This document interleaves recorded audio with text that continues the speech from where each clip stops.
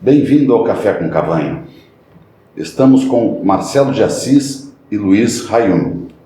Marcelo de Assis é chefe de pesquisa para exploração e produção para a América Latina na Wood Mackenzie. Luiz Hayun é analista de exploração e produção na Wood Mackenzie. Nosso tema é o gás natural no Brasil. Boa tarde, Luiz. Boa tarde, Marcelo. Boa tarde, Cavanha. Tudo bem? Prazer estar com vocês. Obrigado. Para o gás, existe um gap entre o que hoje está disponível para escoamento e aquilo que está sendo concedido nas concessões, na partilha, e também que já está sendo queimado e reinjetado. Quer dizer, há uma diferença grande e há tempo para fazer isso? É o seguinte, Cavanha, nós fizemos um estudo aí, o Luiz que liderou esse estudo, e o que a gente separou foram em vários ativos aí da bacia de Campos e de Santos, dividindo tanto por área geográfica quanto por o tempo aí que foi da concessão ou do leilão, para ver como é que está a situação atual, tá?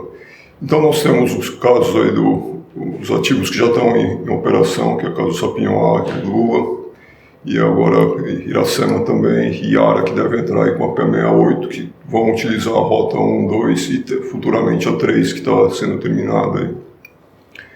Essa daí eles têm capacidade de escoamento, o gás está sendo vendido para a Petrobras e distribuído, então ele está sendo tratado em Caraguatatuba e Cabiúnas. Só que agora você tem projetos que estão chegando perto de FID, que é o caso de Carcará, Gato do Mato, e mesmo um ativo que estava parado há um tempo, que era Sagitário, e agora está tendo uma campanha de appraisal.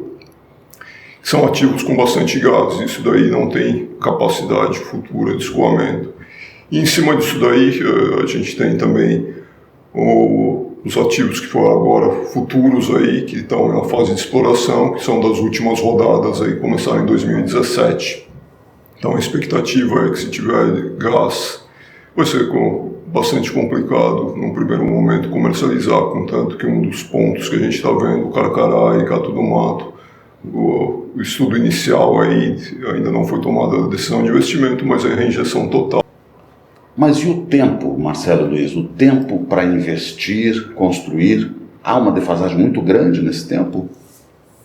Existe, tá? O que aconteceu nós temos a rota aí 1, 2 e 3, que quem acompanhou foi mais ou menos em torno de 5 anos a construção dessas rotas. Isso depois já do FID, mas antes teve os estudos, teve toda a aprovação de licenciamento ambiental, coisa que não está acontecendo agora. Você não vê ninguém aplicando por uma licença, você não vê nenhum consórcio sendo formado para adicionar mais capacidade. Então nós estamos longe do FID ainda. Então esse gás que deve ser desenvolvido e deveria estar entrando no mercado por volta de 2025 não tem capacidade de escoamento. Só se eles conseguirem acelerar o processo, tanto de licenciamento quanto de construção. Então, e de encontrar o mercado para esse gás também. Sim. O mercado, onde seriam os pontos no litoral do Brasil de recepção desse novo gás? Mais perto de São Paulo, mais perto do Rio, mais perto do Espírito Santo? Esse é um ponto que eu acredito que esteja em aberto, mas o principal grupo de campos que a gente identifica está mais próximo do litoral do Rio de Janeiro e São Paulo, né? Ali na fronteira. Que seriam os blocos de Altos Cabo Frio Oeste, e alguns outros que vieram nessas últimas rodadas. E que vão ser desenvolvidos e que vão precisar de escoamento. Então, tem algo. E quem vai investir? Como é que vai ser essa decisão de investimento e quem seriam os potenciais investidores para... Acho que no primeiro momento seriam os operadores, que seriam as principais partes interessadas ali, apesar de ser um volume de gás associado, e assim, o interesse principal dos operadores é a extração do óleo, mas são volumes significativos, né? Então, esperados, né? Guardamos essas descobertas aí até o estudo que foi feito, foi assumida uma percentagem de sucesso para essas áreas novas, né? Então, tendo isso daí, a expectativa é que os próprios operadores formariam um consórcio ou um operador construiria e depois arrendaria a capacidade para os outros, né? Então, teriam acordos comerciais que precisariam ser costurados aí. Além de operadores, Luiz Marcelo, também os investidores, esses mais tipo First Reserve Bank, os monstros aí mundiais, teriam visão para isso ou isso não é um negócio deles? Eu acho que existe espaço também para empresas especializadas no investimento em infraestrutura construírem esses gasodutos e darem acesso em troca de tarifa. Acho que também é uma possibilidade viável. Sim, considerando que são investimentos de 20 anos e que vão ter um fluxo de caixa bastante interessante como a Brookfield ou similares aí. Sim. Muito bom. Agora, me conte uma coisa, uma percepção, e isso ouve-se no mercado, é uma discussão imensa, até por causa da politização que o Brasil tem nessa questão de petróleo. Mas a Petrobras fez investimentos no passado enormes em cima disso, no tempo que era monopólio, depois no tempo que já era abertura. Ela será devidamente remunerada, por isso que ela está abrindo, não é já no escoamento, então seria mais na parte mais downstream do processo, mas ela será devidamente remunerada, por isso será que vai? Bom, isso daí é uma questão que está em aberto, Galvão. Eu acho que, como você sabe, acho que tem a Petrobras tem participação em 19 distribuidoras estaduais, né? Ou via Gaspetro ou via BR.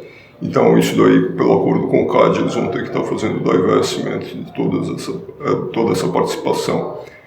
Aí vai depender do mercado, quanto que eles vão avaliar e quanto que vão pagar essas participações, né?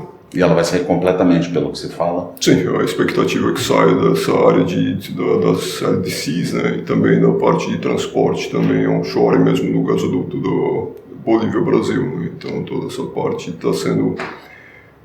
entrou como parte do acordo do CAD.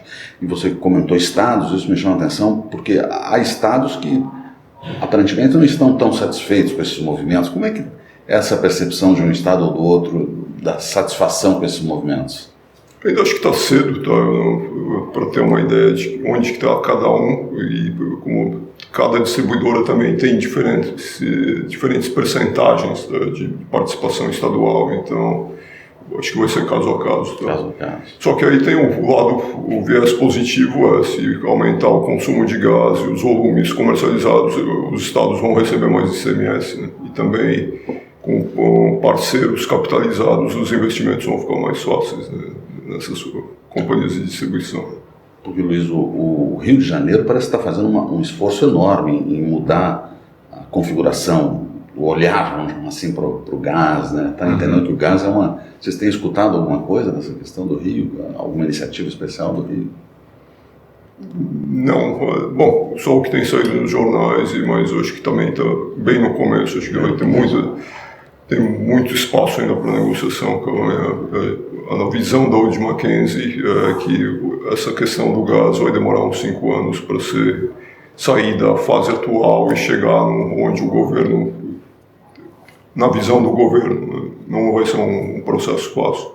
Como eu mencionei, tem toda essa privatização da rede da Petrobras com as distribuidoras, tem todos esses acordos offshore, tem possivelmente construção de gasodutos offshore e também tem toda a parte contratual, né, que tem gás, os contratos estão assinados para os próximos 5 anos, então esses preços estão fixos, esses volumes estão fixos e só na renovação que isso daí vai começar a entrar nos parâmetros novos, né? Então a nossa visão é que não é uma coisa que esse choque de energia barata não vai ser uma coisa imediata, tá? Ele vai levar tempo. E você falou em preço e tal, e que em outros lugares do mundo isso é muito, muito menor. Como é que é isso? E essa vontade de fazer ele ficar mais barato, é possível acontecer isso no Brasil? Eu acho que tem algumas visões diferentes quanto a isso. A gente ouve de algumas pessoas que esse gás é um subproduto, né? Um gás associado que é um subproduto. Então ele teria custo zero, você estaria se desfazendo dele. Mas, na verdade, esse gás tem um custo de produção. Eu acho que é uma das análises que a gente tentou fazer. E um campo com mais gás, ele vai ser um campo mais caro de ser desenvolvido. Você vai ter topsides mais complexos, principalmente se você tiver contaminante. Dependendo do quão mais complexo, quão maior essa parte de gás, você acaba limitando o volume de óleo que esse FPSO pode produzir, o tamanho da sua planta de processamento de óleo. E isso tudo tem um impacto na economia do projeto. Então, esse valor ele tem que ser medido de alguma forma e remunerado no preço desse gás. Interessante, porque você tocou um ponto que me chamou a atenção, quer dizer, você tem os custos diretos de ter compressores, separadores, né, limpar o gás todo lá na unidade flutuante, mas também tem os custos indiretos de estar atrapalhando ou facilitando a produção do óleo, né? É interessante essa visão. E principalmente esses PSCs novos, eles têm um componente, um óleo para o governo alto. Então, a tendência é você tentar extrair o mais rápido possível o óleo para ser um projeto economicamente viável. Tá? Então, mas aí se você tem muito gás e produz menos óleo, então o seu tempo para o retorno de investimento vai aumentar. Então, tem esse impacto também no projeto. Vocês estão otimistas com essas mudanças ou vocês percebem que há muita engrenagem ainda enferrujada para ser azeitada? É bastante trabalho. Acho que a nossa visão é positiva, tá, Cavanha, mas tem bastante coisa, bastante acordos e mesmo trabalho a ser feito. Tá? Então, se vocês fossem hierarquizar no gás os 3 maiores desafios imediatos que se tem aí nesse período até de 5 anos, quais seriam os pontos mais relevantes para serem ultrapassados? Eu acho que um primeiro seria o acesso dos outros operadores aos consumidores finais. Você precisa eliminar essa barreira que existe entre eles, porque é o primeiro motivador de você conseguir criar essa indústria, criar o interesse em você construir os gasodutos offshore, criar toda essa infraestrutura no meio do caminho, é a garantia de que essa relação comercial vai existir. Quer dizer, é abrir o mercado de verdade para quem paga e para quem investe nessa relação direta. É ligar as duas pontas. Ligar as duas pontas. Esse é o mais forte. O que mais que vocês imaginam que seja? Depois, acho que a segunda parte, na minha visão, é os acordos de acesso, né, que a partir do momento que vocês têm as duas pontas, bom, como é que a gente vai usar essa infraestrutura? Então, com capacidade tanto dos gasodutos quanto das plantas de tratamento, né? Que a gente, no nosso estudo, nós falamos muito tanto dos gasodutos quanto um ponto importante são as plantas de processamento, porque elas são poucas e em alguns casos elas já estão operando na capacidade, então vai ter que fazer um debottleneck ou investimento em unidades novas. Né?